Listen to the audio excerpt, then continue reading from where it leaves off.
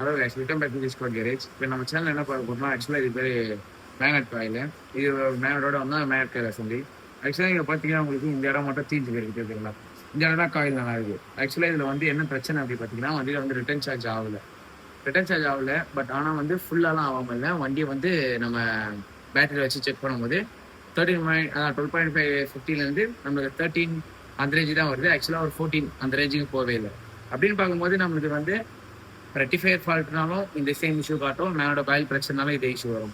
Wire கட்டினா மட்டும்தான் நமக்கு சுத்தமாக சார்ஜ் ஆகாது. பேட்டரியில் ஃபியூஸ் போயிடுச்சுன்னா சுத்தமாக சார்ஜ் ஆகாது. பட் இந்த இதுலேயும் ஃபெயிலியர் இருக்குது.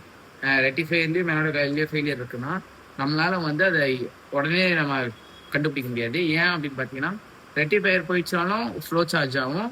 மேட் காயில் ஒரு காயில் தான் தீயும். ஒரு காயில் தீஞ்சிச்சுன்னா மீதி இருக்கிற 2 காயில் வந்து என்னன்னா ஸ்லோவாக சார்ஜ் ஆகும். பட் ஆனால் அந்த மாதிரி ஸ்லோ சார்ஜ் ஆச்சுன்னா நம்மளுக்கு என்ன ஆகும்னா சீக்கிரமாக வந்து பேட்டரி ட்ரைன் ஆகிட்டே இருக்கும், வண்டியில் வந்து ஃபுல் சார்ஜ் ஆகாது. இந்த மாதிரி இஷ்யூ அப்போ நம்ம என்ன பண்ணலாம், ஃபஸ்ட்டு நம்மளுக்கு எது ஈஸியான ப்ராஜெக்ட் ஒர்க்கோ நம்ம ரெட்டிஃபயர் வந்து ஈஸியாக கழட்டி நம்ம ரீஃபிட் பண்ணி பார்த்துடலாம். ஆக்சுவலாக ரெட்டிஃபயர் ஒன்று வெடிச்சிடும் ஓவர் ஹீட் ஆச்சுன்னா, இல்லைன்னா என்னன்னா ஒரு மாதிரி பல்ஜ் ஆகிடும்.